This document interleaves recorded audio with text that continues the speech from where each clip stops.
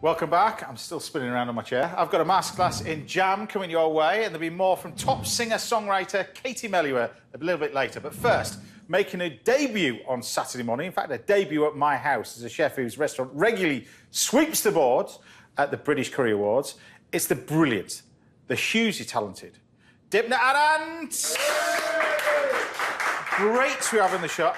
I've seen you from afar at the Curry Awards, and you scooped so many awards. We're going to talk about that and your restaurant as well, but you're going to be doing a very special dish for us today. What are you going to be doing? A really special dish, because I hear it's one of your favourites as well. It is one of my favourites. I am doing a butter chicken. Yeah. We call it a Makhani chicken. So Makhani in Punjabi means creamy and buttery, so it's a butter chicken, but it's an express version, so it is the Dipna version of I like to call it a traditional butter chicken. So it's a traditional dish in India? Yes, so this dish was invented in like 1947 in Delhi. Right. There are 3 chefs that claim to have invented this dish. It's always the same. I think I might be the 4th. Yeah, okay. But it takes about 2 or 3 hours to cook the dish from start to finish. But during lockdown, I did this dish and it just took everyone by storm because it was start to finish 25 minutes. So that's what we're doing. Well, you've got 8 minutes, so off you go. Right. Okay. So what are we going to be doing then? What are you doing? So what I'm going to do to begin with is I've got some chicken thighs here. So these I've just cut into like little tikka-sized pieces. So I'm going to get my chicken thighs into the bowl. You don't need to use thigh. You can use breast if you prefer to use breast for this. Or my dad always says chicken on the bone always tastes better. So if you want to do small on the bone pieces. Your dad's always right, you see. That's it. Exactly. That is it. Because that's how you started in the sort of the restaurant business. Well, your grandparents and your parents, wasn't it, really? So...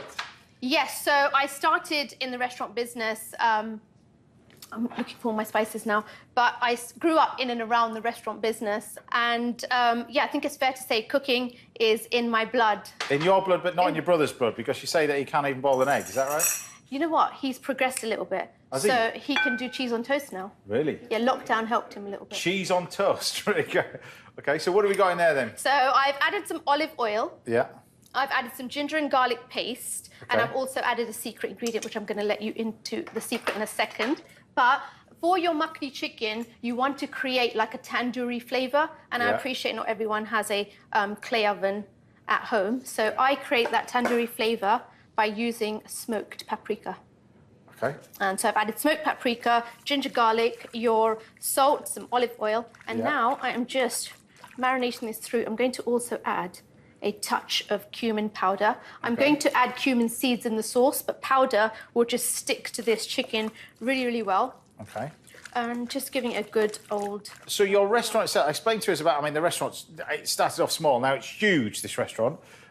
Run by your family, your brother does front of house, your dad still works there, you're still working there.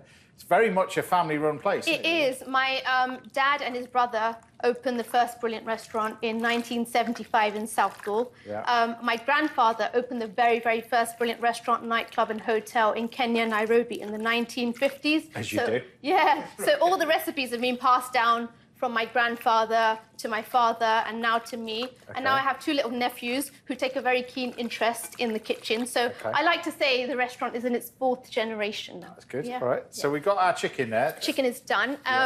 Ideally, you want to leave it to marinate for about 30 minutes. Okay. You can leave it overnight if you prefer. All right. But if you're a bit of a rule breaker like me, you can just use it straight away too. But we're going to get this in the fridge because I have done one, which I have already cooking in the oven. And then we need to start the sauce. So do you want me to put it in the fridge while you crack on and do your sauce? Yes. So how long does this need to go in the fridge for? You can leave it in there for about 30 minutes. Can it go in there overnight, which is perfect for me to cook for tomorrow? Yes, good idea. Yeah. Okay. The right answer. I'm always thinking, you see. Right. So now... So this is the sauce, then? This is the epic sauce. Epic sauce, right. This is the epic sauce. You need some vegetable oil.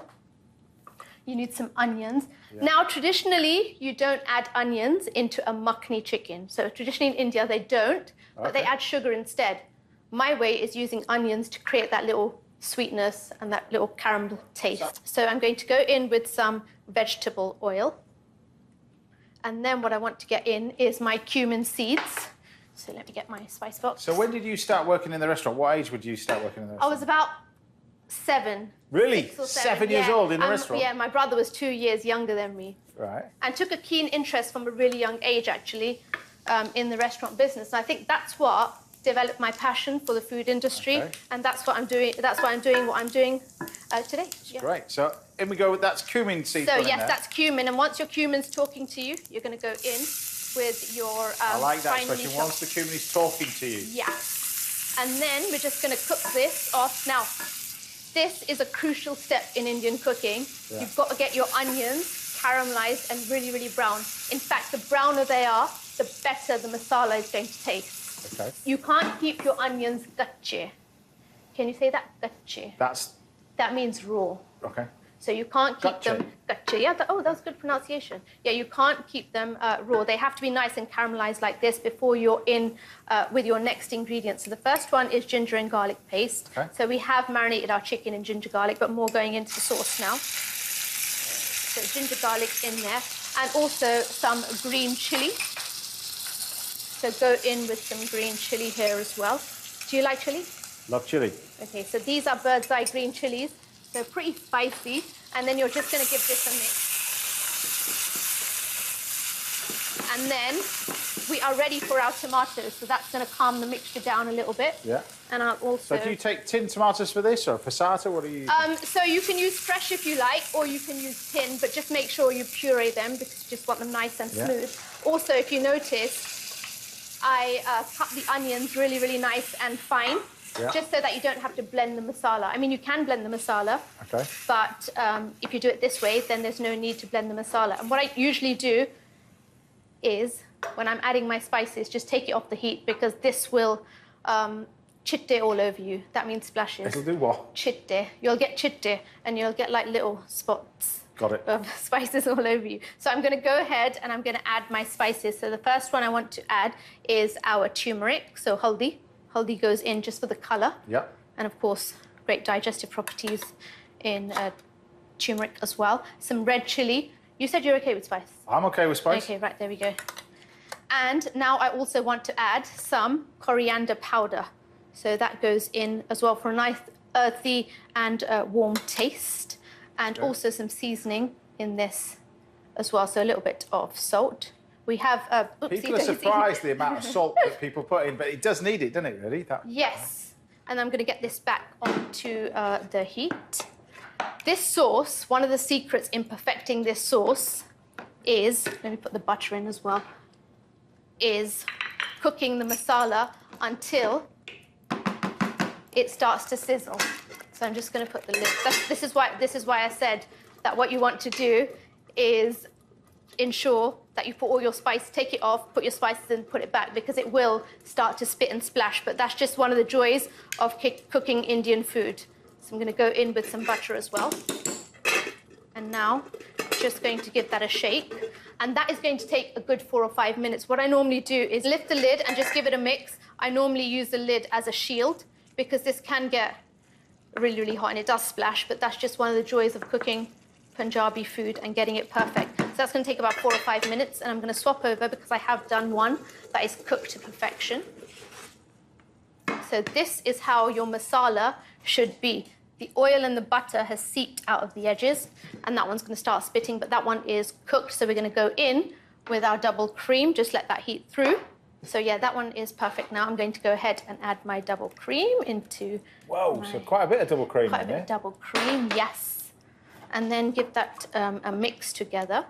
And now your finishing touches go in. So my finishing touch is the garam masala. My dad calls this the king of spices. It's got 15 different spices. It's my grandfather's recipe. So garam masala goes in. What are you putting in now? So I'm adding now kasturi methi. This is dried fenugreek leaves. Right. This is a game changer in this dish. So it's going to add a really nice, earthy, warm, fenugreek flavour. Now, I don't know whether this recipe is in... This recipe is, or one of these recipes is in your book as well. Yes, it is. This is in your book. How many books have you done so far, then? So I've done 2 books. This is my second book. Right. My first book, called Beyond Brilliant, was a sellout, so it's in its 3rd print rerun. And then this one I did at the end of 2018. So the sauce is done, the chicken's cooked, so we're ready to rock and roll when you are. Yeah, let me get the chicken out and just add finishing touch of coriander. Now, garam masala, dried fenugreek, and coriander always go in at the end of the making process, just because you want to retain all that good flavour, and that's actually perfect. That sauce looks so good. And I'm going to go ahead and get the chicken out of the oven. So all you've done with that is the marinated chicken that was in there, you just pop it straight in the oven, that nice hot oven? Yes. Okay. So cook it all the way through then, I take it? Yes. So you want to, it takes about 25 minutes in the oven. Move that out of the way. And just lower the heat on that sauce a little bit. And yeah, literally, I've cooked this for 25 minutes.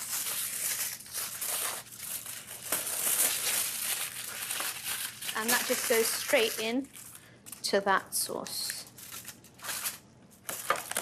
So you do have some of the juices in the chicken here as well. So that can go straight in as well. So I'm just going to lift it up from here. And go straight in with my chicken and the juice at the same time. Yeah. So all that lovely flavour from the chicken juice goes into your sauce as well. And now that is your Makhani chicken, which is perfect with rice or naan bread, chapati. And they're going to serve it with a... I'm going to serve it with a raita, which is... down, and then you're going to serve it with a raita. Yeah. Okay. And that is it. Okay, so this is the little raita. This is raita, so it's perfect paired with the raita as well. So I'm going to go in with some yogurt. You can use any type of yogurt for this, so Greek yogurt is perfect. It's got to be full-fat yogurt, though, yeah. Some people do it with, you know, you can use... What do you want to use low-fat yogurt for? Yeah, true. That's... Oh, my God, you sound like my dad. Well, what do you want to use that? It's like the same semi-skim milk. What's the point of it? It's true. It's nice and thick, and you get a nice raita with good for you. Look at that. Normal yogurt. Yeah, it's really nice. So some cucumber. Yeah. Some raw onion in there as well. Yeah. I also want to go in with some cumin powder. So let me go in with some cumin, just for a nice taste and flavour with the cumin powder. Okay, a little bit of salt for seasoning, and you can add some black pepper. We're ready to plate, so and that's it. Yeah, I'll leave you to plate. Yeah. So. Okay, so let's plate up. So we're going to go ahead and add our chicken makhani in here. Let's switch that off. I've done some pilau rice as well, just because this goes hand in hand with some pilau rice, and also some naan bread as well. So I'm going to put that into my kadai over here. What are they called? Kadais. So the word kadai normally means like what you cook in with the two handles. But now Indian cuisine has changed a little bit, and here in the UK, a kadai is a serving dish. Like kadai? Kadai, yeah. Kadai. So what you see at the restaurant. See, you're learning stuff all the time. So okay. Get that in here. And then I've done some pilau rice to go with this, like I said, and that is peas pilau rice with jeera, which is cumin. So I'm going to put my rice in this bowl here. Get my rice in there. I mean, a mushroom rice is good with this as well, or even a plain basmati rice. Yeah. But I just love the flavours in a pilau rice. So that goes there. And I'm going to go ahead and put my raita in this bowl here. And this, look at the thickness of that raita. And that's how a raita is actually supposed to be. Really, really nice and thick like this. Yes. Can't forget your papadums. That's really important. See, just when you thought it wasn't good enough, boom! There you go. Warm naan bread come out as well. Can't get better. Doesn't get better than a warm naan bread right there.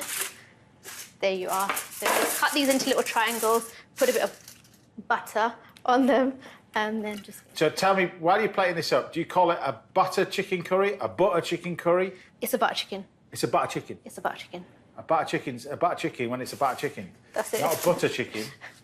Okay. What did you put on it now? So a little bit more double cream, just a swirl for garnish, just a little bit, and some coriander, and also on there. That deserves a round of applause. That is fantastic.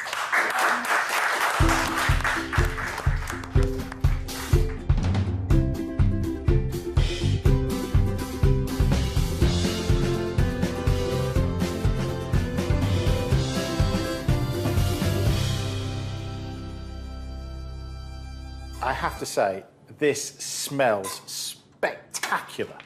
It's not the easiest thing getting butter chicken right, and then obviously you've got all that aroma coming from the fenugreek, cumin. Do you know a chef called Daniel Clifford? He runs an amazing restaurant called the Midsummer House. He was on a couple of weeks back. He came to the house and he cooked a scallop dish, and I said it was one of the best things I've ever eaten on TV. Wow.